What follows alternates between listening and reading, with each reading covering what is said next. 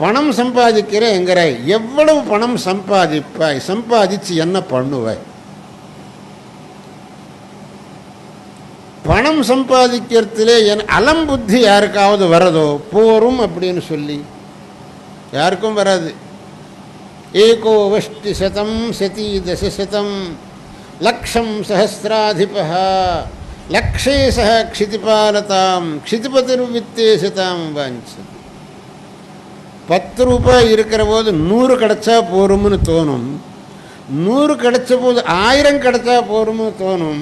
1000 கிடைச்ச போது 10,000, 10,000 கிடைச்சா லட்சம், லட்சம் கிடைச்சா கோடி, கோடி கிடைச்சா இன்னும் அதுக்கு மேலே. அதனால பணத்தில் திருப்திங்கிறது யாருக்கும் இருக்காது. ஆனால் அவ்வளவு சம்பாதிச்சு பண்ண போகிறது என்ன? என்ன ஒரு பெரிய கோடீஸ்வரன் ஆனாலும் ஒரு அதி ஏழையானாலும் அவ சாப்பிட்ற அளவு ஒன்று தானே. கோடீஸ்வரன் தங்க கட்டிகளை சாப்பிடுவானா? அவங்ககிட்ட தங்க கட்டிகள் இருக்குன்னு அதையும் சாப்பிடுவானா? இல்லை இந்த ஏழையானவன் மண்ணை சாப்பிடுவானா? அவனும் சாதம்தான் சாப்பிடுவான், இவனும் இவ்வளவு சாதம்தான் சாப்பிடுவான். அப்போ அவ்வளவெல்லாம் சேர்த்து வச்சு என்ன பிரயோஜனம்? சிலவா பணத்தை சேர்த்து வைப்பா, தான் அனுபவிக்கவும் மாட்டான், பிரத்தியானவனுக்கு தானமும் பண்ண மாட்டான். அவளை நாம் என்னான்னு சொல்றது? அவன் ஆஸ்திகனா நாஸ்திகனா? ஆஸ்திகனானால் தானம் பண்ணி செலவு பண்ணணும், நாஸ்திகனானால் தானாவது அனுபவிக்கணும். தானும் அனுபவிக்கிறதில்லை, பிரத்தியானவன் தானமும் பண்ணுறதில்லை. ஆஸ்திக்யஞ்சே தனமகிலமப்யர்த்திசாத் கர்த்தும் அர்ஹம், நாஸ்திக்யஞ்சே ததபி போகவிதையா அனுபவித்து. ரெண்டும் பண்ணுறது இல்லைன்னா இவன் யாருன்னு சொல்கிறதே நமக்கு தெரியலையே, இவன் ஆஸ்திகனா நாஸ்திகனான்னு சொல்லி. ஆனால் வாஸ்தவமாக உனக்கு பணத்து மேலே ஆசை இருந்தால், உண்மையா எந்த அளவுக்கு ஆசைன்னு கேட்டாக்கு, என்னுடைய பணத்தை நான் சத்தத்துக்கு அப்புறம் கூட என் தலையிலே கட்டி கொண்டு போவேன் என்கிற இந்த அளவுக்கு உங்களுக்கு ஆசை இருந்தால் அதுக்கு ஒரு வழி உண்டு. நாங்கள் ஒரு வழி சொல்கிறோம், அந்த மாதிரி செய்யுங்கோ. போகிறப்பவும் நீங்கள் தலையில் கட்டிக்கிண்டே போகலாம். என்ன வழி அப்படின்னு கேட்டாக்க, இன்னைக்கு சத்பாத்திரத்தில் தானம் பண்ணுங்க. மிருதோப்யர்த்தம் மோக்ஷ்யாமி பத்வா நேஷ்யாமி மூர்தனி இதி சேத் சுத்ருடா புத்தி பாத்ரே தேயமசங்கிதம். வாஸ்தவமாக உங்களுக்கு நான் போனதுக்கப்புறம் என்னுடைய சொத்து என் கூடையே வரணும், என் பணம் என் கூட வரணும் அப்படின்னு உங்களுக்கு இருந்தால் இன்றைக்கி சத்பாத்திரத்தில் தானம் பண்ணுங்கோ.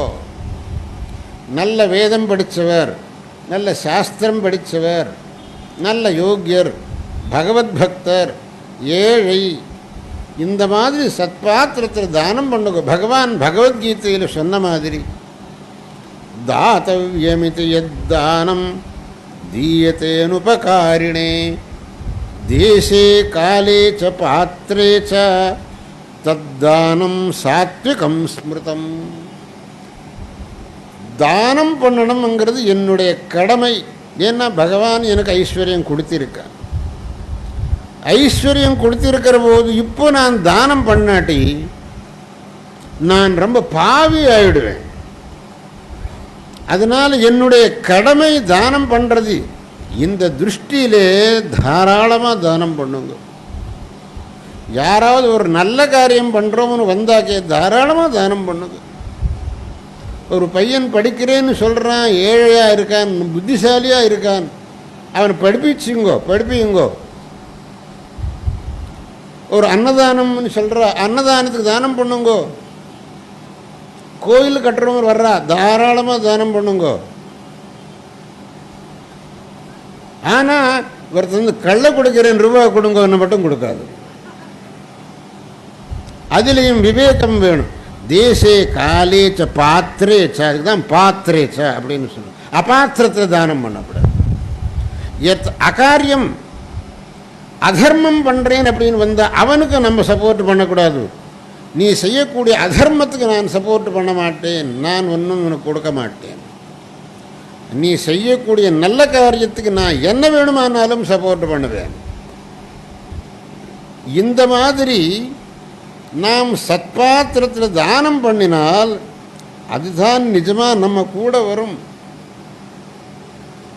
நாம் இந்த ஜென்மத்தில் எப்படி சுகமாக இருக்கோம்?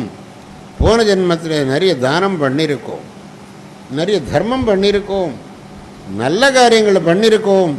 அதனால் இந்த ஜென்மத்தில் சுகமாக இருக்கும். அது நன்றாக உணர்ந்து இப்போவும் அதை விட இன்னும் அதிகமாக தானம் தர்மம் பண்ணி அடுத்த ஜென்மத்தில் இன்னும் உத்தமமான ஸ்திதியை அடையணுங்கிற பாவம் நமக்கு வரணும். அப்போதான் நாம் விவேகி அப்படின்னு சொல்ல முடியும். அது இல்லாதக்கு நான் ஒருத்தனுக்கும் ஒன்றும் கொடுக்க மாட்டேன், ஒன்றும் செய்ய மாட்டேன் அப்படின்னு இருந்தால் இந்த சொத்து யாருக்காக? சாஸ்திரத்தில் ஒரு வார்த்தை சொல்லியிருக்கா, இந்த பணக்காரன் நிறைய சொத்து சேர்த்து சேர்த்து சேர்த்து வைக்கிறானே, வாஸ்தவமாக அவனுடையது தானே? அது கிடையாது, அவனுடையது கிடையாது. அது வேறு எவனுக்கோ போகிறது. இவன் காவல். பேங்க்கில் கோடிக்கணக்கான ரூபாய் இருக்குது, அதெல்லாம் மேனேஜருடையதா? காவலுக்கு தான் மேனேஜர் இருக்கார், அவருடைய ஒரு காசும் கிடையாது அதில். அதே மாதிரி தான் இவன் சமாச்சாரம். இவன் வாஸ்தவமாக யாருக்கு தானம் பண்ணுறானோ அது இவனுடையது, இவன் எது தான் அனுபவிக்கிறானோ அது இவனுடையது, மீது இவனுடையதில்லை. யத்ததாசி விசிஷ்டேபியோ யதஸ்னாசி தினே தினே தத்தே வித்தமஹம் மன்யே பரமன்யஸ்ய ரக்ஷசி. எது உன் கையால் தானம் பண்ணுறியோ, எது நீ அனுபவிக்கிறியோ அது மட்டும்தான் உண்மையாக உன்னுடையது. மீதி நீ எல்லாம் சேர்த்து வைக்கிறையோ அது உன்னுடையதில்லை. அது எவனுக்கு சேர போகிறதோ தெரியாது, அவன் என்ன பண்ண போகிறானுங்கிறதுன்னு தெரியாது, அவன் எந்த அகாரியத்துக்கு செலவழிக்க போகிறானோ, என்ன பாபகாரியம் பண்ண போகிறானோ அதுவும் தெரியாது. அப்படி இருக்கிற போது நாம் நம்முடைய இந்த விவேகத்தை உபயோகம் செய்து சத்காரியங்களை செய்யறதிலே, சத்கர்மானுஷ்டானங்கள் செய்யறதிலே, தான தர்மங்கள் செய்யறதிலே நம்ம ஐஸ்வர்யத்தை விநியோகம் பண்ணணுமே வழியா அதை அப்படியே வச்சிருக்கிறதுல அர்த்தமே இல்லை.